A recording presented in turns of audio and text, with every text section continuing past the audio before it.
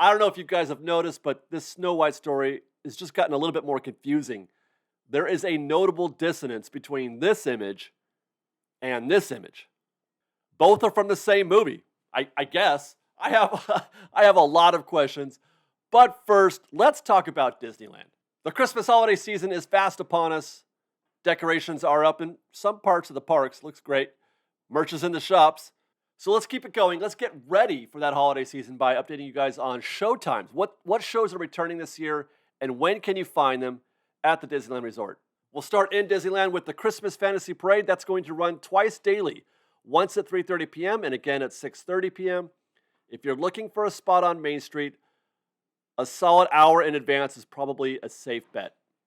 Fireworks. Believe in Holiday Magic, one of my most favorite of all fireworks shows. That will occupy its usual 9:30 p.m. spot.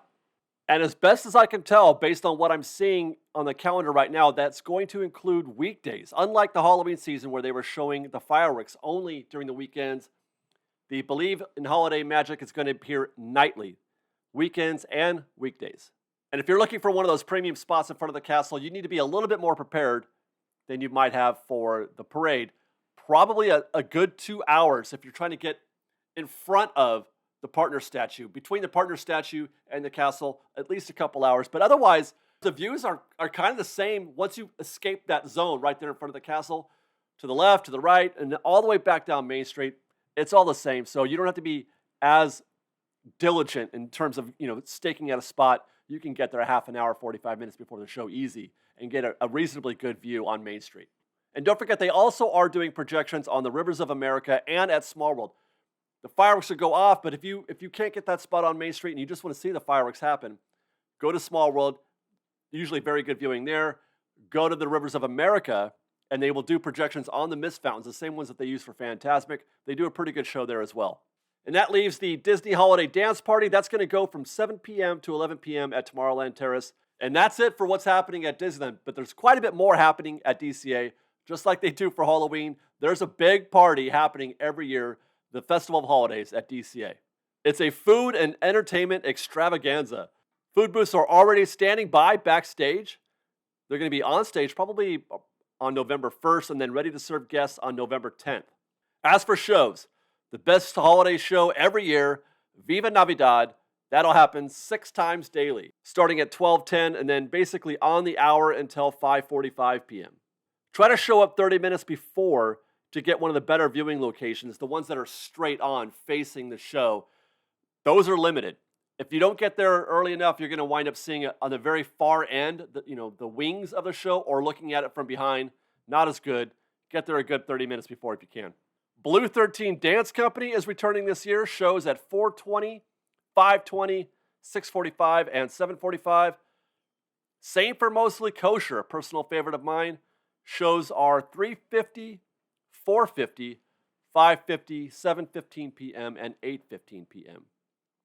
It's one of my favorite traditions every year for the festival is to go find one of those new items, one of the new foods at the kiosks, the festival kiosks. Get posted early, find a good spot, because there's not a lot of seats. Not a lot of seats at the Mostly Kosher show. Easy viewing at Blue 13, but you got to get there a little early for Mostly Kosher. Grab some food, stake out a spot, and then wait for the show. It's great. I love it. I try to make my festival holidays more about the shows and the food than about getting on rides. There's plenty of time for that later on. But I do just love sort of soaking in the vibe of the festival and the food and the music and the entertainment. It's great. There are more shows. The Fat Cat Swingers, 5:30 p.m. and 6:45 p.m. And the Toy Drummers. Actually, this might be my favorite show. I love this show. You can find them, again, throughout the day, starting at 10:15 a.m. and then running, basically hourly until 3:45 p.m. And I expect that they'll be performing in front of the obelisk out there, right in front of San Francisco Square, that little center area next to the coffee shop. That's where they've been performing the last couple of years. You should find them there this year as well. The calendar also references the Mistletoes. That's another show that has returned, for many years now. However, it shows them performing at the Pacific Wharf stage.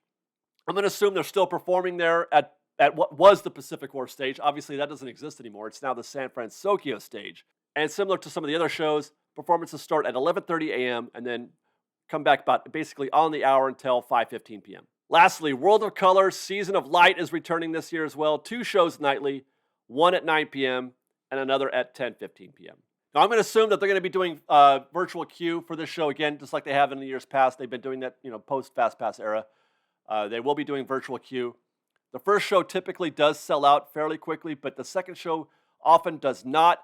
And if you do miss out on getting a virtual queue reservation, let's say they both sell out, standby is still pretty easy to get for the second show. A lot of people no-show. They get into the virtual queue and they just take whatever they can get, but most people only want the first show for some reason. So you get a lot of no-shows for the second show. Standby can just stroll right in. You can get a spot right there on the water, right there in the front row as standby, just right up at showtime. So be aware of that. And that's all the holiday shows. Highly recommend Toy Drummers. Highly recommend Viva Navidad. World of Color Season of Light is okay. It's all right. I mean, some people like it, but it's not for me. And then definitely check out Believe in Holiday Magic, fireworks at Disneyland.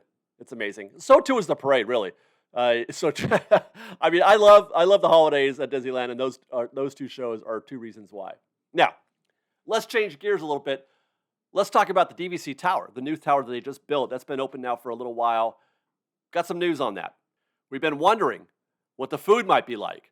When we were there at the opening, they were still building that outdoor dining location next to the pool. That was still under construction.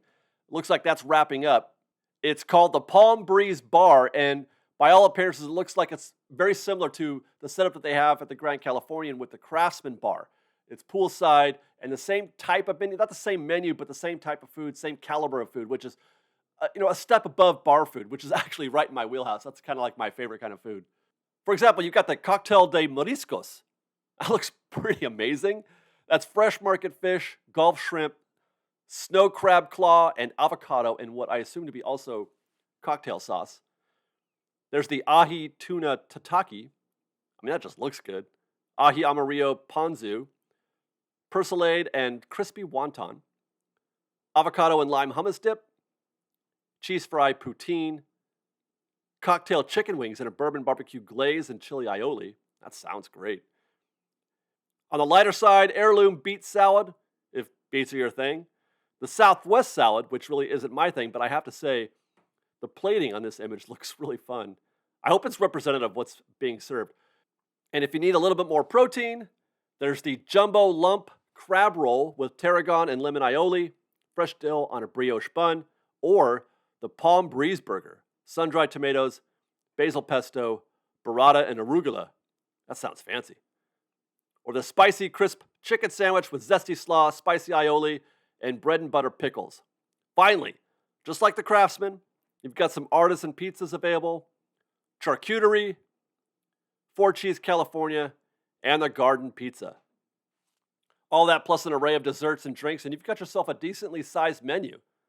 So now we've got something. I mean, there's still no table service restaurant to serve any of those hotels. You've got to go all the way into downtown Disney for table service. But now, instead of just Tango Terrace, you've got the Palm Breeze Bar and the new lounge that's reopened recently at the Disneyland Hotel. So they're going to feed some people. So we've got a little bit of momentum going there. We're going to stop by that Palm Breeze Bar soon, hopefully, check out some of that food and give you our thoughts. I'm looking forward to that. I'm really looking forward to trying that seafood cocktail. With that, we're going to change gears sharply once more, and let's talk about Disney movies. Normally, I don't talk about Disney films, but this conversation is so interesting and so confusing for me that I just feel compelled to talk about it. In our last update, we talked about the Daily Wire and their response. I'm not sure if that's the correct way to put it, to Disney's live-action Snow White movie. The Daily Wire is making their own. It's called Snow White and the Evil Queen. Now, the common thought is that the Daily Wire decided to make this film as a response, as an opposition to Disney's Snow White live-action film. Opposition to the set photos that have leaked. Opposition to the comments made by the Snow White star, Rachel Zegler. And in our video last week, I mentioned that I, too, was a bit unsure what to make of those set photos. I mean, it doesn't really look like a Snow White movie. And many others, fans and critics alike, agreed with that. Well, wouldn't you know, just as soon as the Daily Wire announces that they're going to make a Snow White movie, they've even got a little teaser trailer and everything. As soon as they announce that, Disney announces that they're going to postpone their Snow White film. They're going to push it back from a 2024 release to another year, to 2025. Now, right now, one could safely say that this could be because of this 2 strikes going. Well, the 1 strike, really. The writer strike, that has been settled, but the Screen Actors Guild, they're still on strike, and that's causing delays all over. Well, every film is being delayed right now because of the Screen Actors strike. But then this film is shot. Principal photography is complete. They are in post-production now. The story is written. The actors have acted. So they could finish this movie anytime they wanted, which brings into question, why would they decide to delay it a year? But that's not even the most interesting part of this story. This image was included with that announcement. That's Rachel Zegler, the star, as Snow White, in a very Snow White dress. Looks great. But those are not the same dwarves we saw in the other set photo. I was confused a bit last week, and now I'm very confused. How did they go from that to this?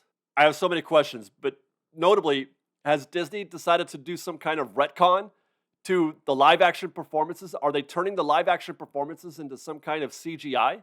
Or was that always the plan? Because that's the reaction I'm seeing on social. Some people are saying, oh, well, this isn't like what they showed us at all. This was what they were going to make the whole time.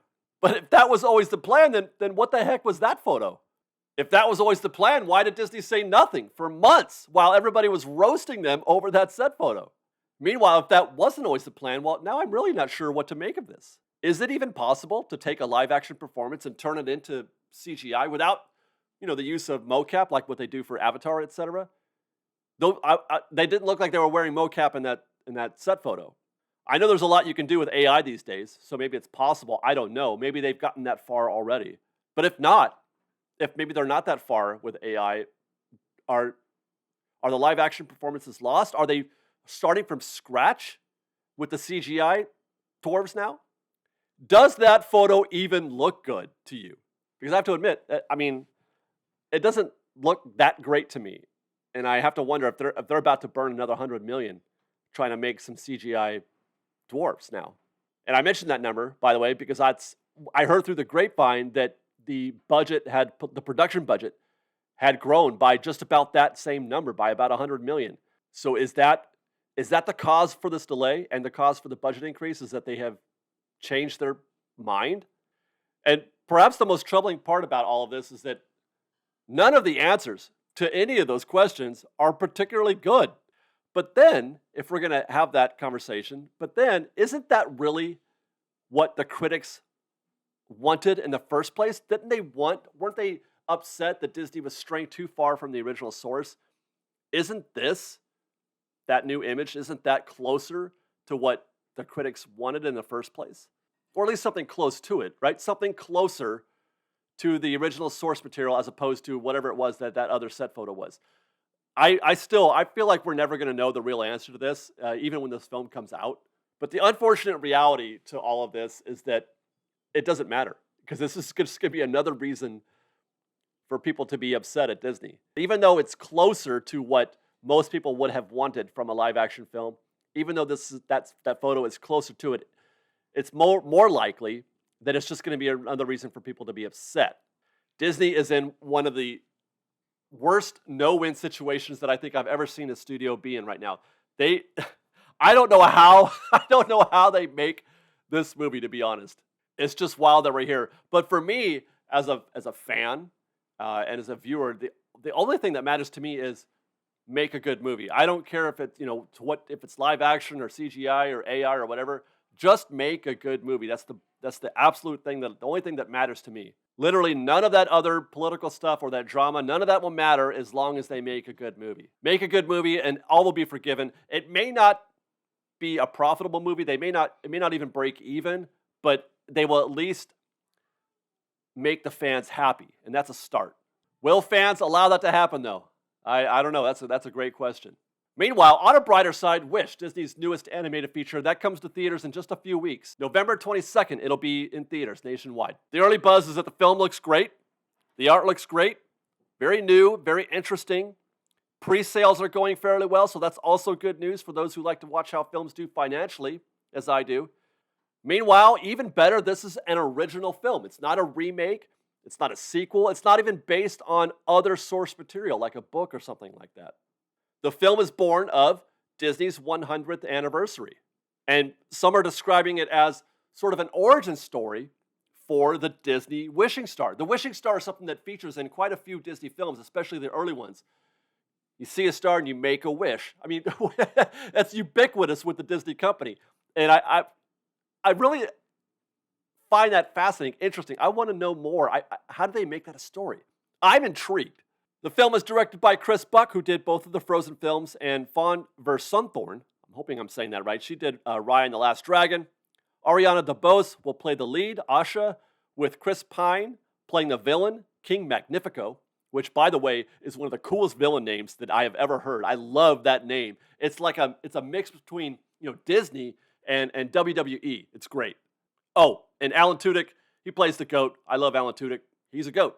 So this film, Wish, is kind of a litmus test to see where we are in terms of that previous question I asked, is if Disney fans will allow Disney to make a movie like this, because they talk about we want something original. We're tired of remakes. We're tired of sequels and things like that. Do something original. Well, here you go. One of the most original things that they've done in recent memory. And they have done other original stuff before, which have done okay, I should say recently. Turning Red, Raya, The Last Dragon. Those have not performed pretty well, but I would say that this story and this animation and everything about this looks and sounds more interesting and more dynamic than those other titles that didn't do quite as well in theaters, that is. So again, I'm very curious to see how the public reacts to this. So stay tuned for our coverage on this topic and more. Stay tuned for our coverage on the holiday season at Disneyland. Look for that on our main channel. Stay tuned for our coverage of that Palm Breeze bar at the DVC Tower. If you're a Disney fan, might I invite you to check out our other channels. Our Fresh Baked main channel, where we cover Disneyland in detail, reports from the parks, including construction updates, our State of Disneyland reports, and What's New reports, as well as our Theme Park POV channel. If you want me to shut up and stop talking, we just do acoustic tours of the parks, no commentary, just you, me, and the camera as we tour the park. Thank you guys. Be safe out there. Be kind to one another. Fresh Baked.